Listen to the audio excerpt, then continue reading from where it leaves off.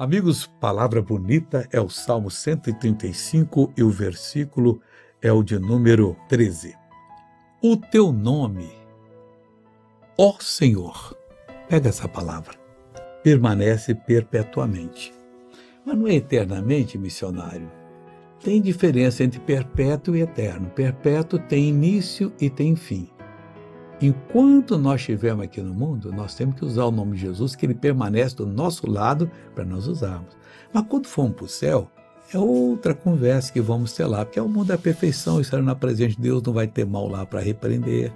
Então nós vamos aprender com Deus como é que nós devemos passar lá.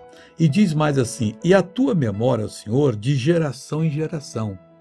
Deus fica olhando a minha geração, o que eu estou fazendo para ajudar essa geração? O que você está fazendo?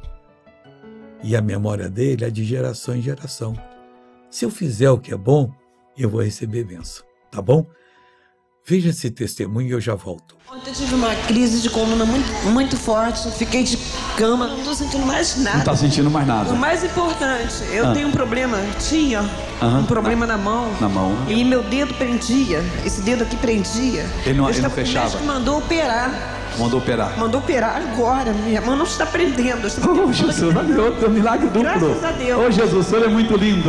Agora eu voltei para orar com você em nome de Jesus. Pai, estou aqui para clamar, para abençoar essa pessoa, para exigir que todo o mal que está na vida dela saia. E ela seja completamente, totalmente liberta. Mal sai dessa vida, em nome de Jesus. Amém.